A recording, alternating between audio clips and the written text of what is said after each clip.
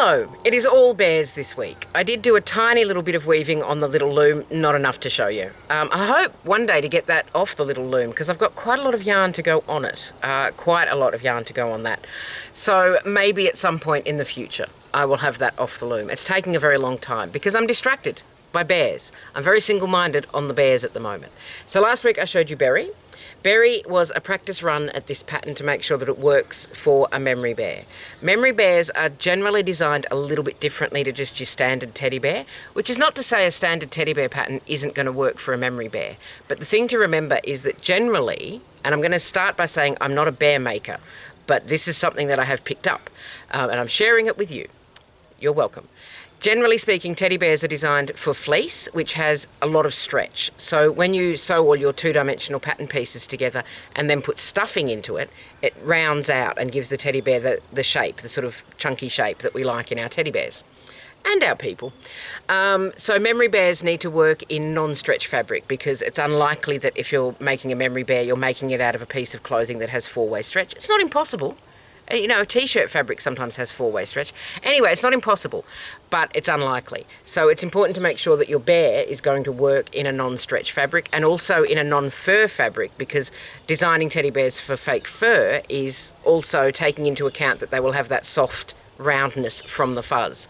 So to make a bear in a non-stretch, non-fuzzy fabric, if you use just a standard teddy bear pattern, you might find that it comes out a little bit skinny looking.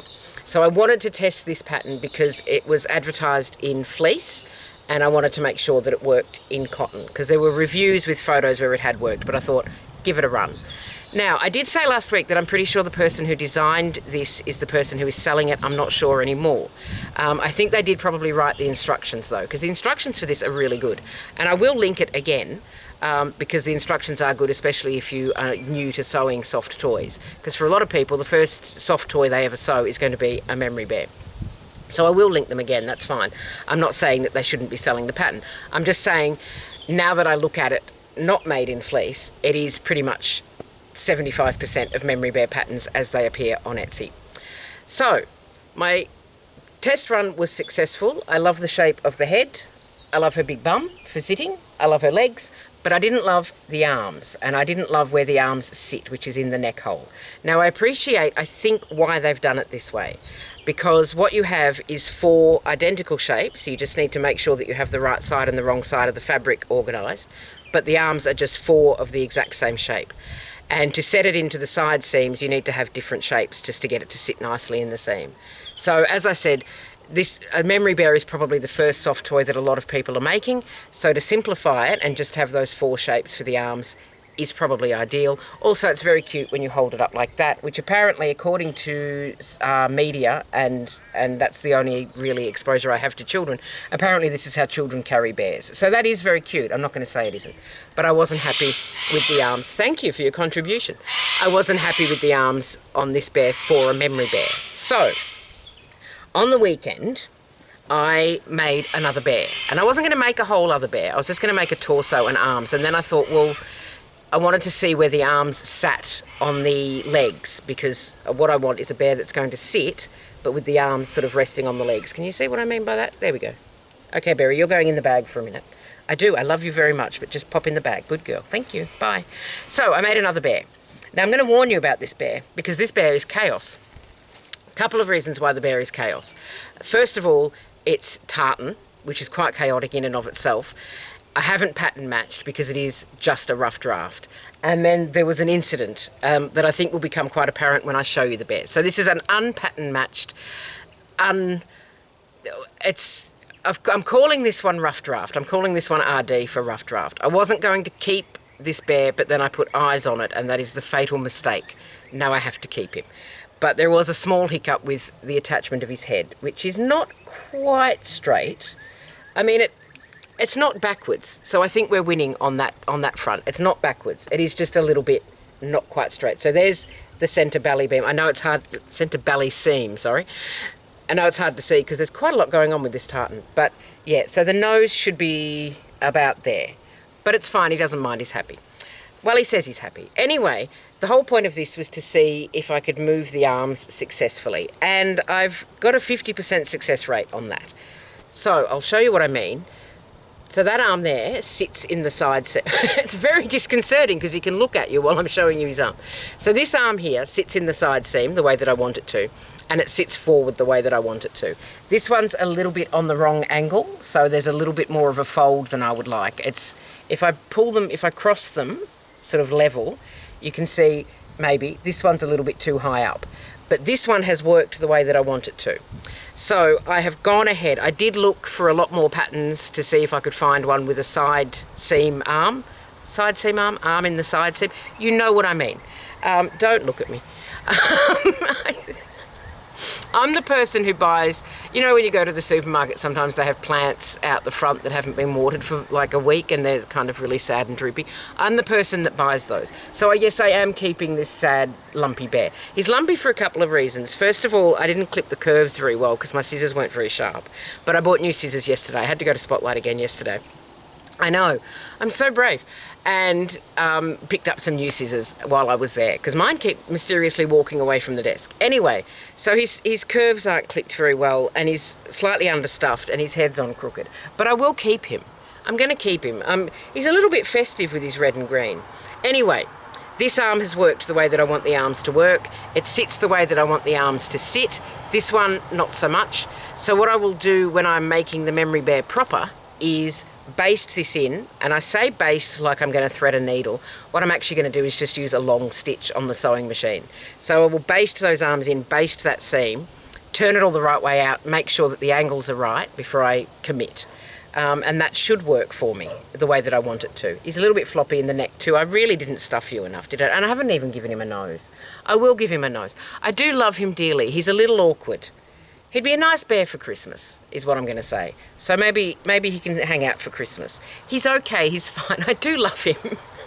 I do love him because of that, you know, looking after the slightly dishevelled. So that's Rough Draft Bear, which came together quite quickly on the weekend. He's also the wrong kind of fabric for a bear. This is quite thin. Shouldn't have used such a thin fabric, but this was what was in the stash. So, where am I up to with the actual memory bears? Well, not very far. I've got two faces sewn together. Let me just pop you back in there with Berry. Yes, both legs. Thank you. And your arms. Thank you very much. So, let me do that. Actually, let me just shake the tripod a little bit. It is kind of what I do here on the channel. There we go. So, I have one face. I've actually got two. There's another one inside. Now, what I had to do, well, the reason I had to go to Spotlight again is because I'd bought interfacing, which you can see on the back there. That's all interfaced. And I had bought interfacing in kind of a hurry last week. And then when I was about to iron the interfacing onto my fabrics, I realised I had stretch and non-stretch. So I went back to Spotlight to get more non-stretch. The reason I'm using interfacing, so I'll show you that in there, is so that these two fabrics behave the same way in the bear when I stuff it. So interfacing is used a lot in clothing. If you have a collar or even a neckline, cuffs, button plackets, sometimes around pockets or waistbands, and it just gives the fabric a little bit more structure and a little bit more stability, so that if you're doing your buttons up and down and your collars are sitting nice and all the rest of it, it's just a little bit of something just to give everything a bit more shape and structure. In this case, I'm doing it so that both fabrics behave the same way. So this is two pairs of my mother's trousers. This one here, the blue one, has quite a lot of stretch in it. And this one is a cotton, the black and white one is a cotton. And that had less stretch. So if I had not done the interfacing, when I stuffed the bear, the stretchy fabric would have sort of bulged a little bit, which would have looked a bit strange. So by putting the interfacing on the back, it means that both fabrics will behave in the same way. They'll have the same amount of stretch and it should look a bit more professional. I'm also spending a lot of time making sure my curves are very clipped. And that is, I'll show you my clipped curves. I don't know that they'll show up. Can you see that they're sort of a little bit fringed? So when you're making soft toys or anything with a curve, sometimes clothing as well, when you turn it the right way around, if you have a curve like this, the fabric kind of pulls in on itself on the inside the seam. So you just clip up to the seam line with your little pointy sharp scissors. Mine are new, I'm very excited. I don't get out a lot. And that means that the fabric doesn't have to pull on itself and everything can relax a bit and you get these nice smooth curves. So at this point of the pattern, I'm actually up to putting the eyes in, and I got the eyes out of the bag and thought, oh, you know, I don't love them. And I'm going to show you for why, because I've got them in my pocket, because I was attempting to do something with them and it didn't work. I'm just going to put this bear face back in there. Oops. That went well. So, I bought 2 packets of eyes last week to get green eyes. I don't know if that's in focus at all. To get green eyes for these bears, but they are just your usual basic cheap eyes. And as you can maybe see, this one in particular, is it in focus? I don't know. But there's a little chip under there where it's come off the manufacturing line. And they all have it. There's some on RD's eyes as well. And so I tried to file one off. I don't know that I have that one in my pocket. I got a nail file and spent way too long trying to smooth one off. But then I realised that it was just leaving like a dull patch on the actual eye proper. So what I also bought last week was some clear eyes of the same size. So what I'm going to do is paint the backs of a couple of pairs of those, because I've got some nice green paint.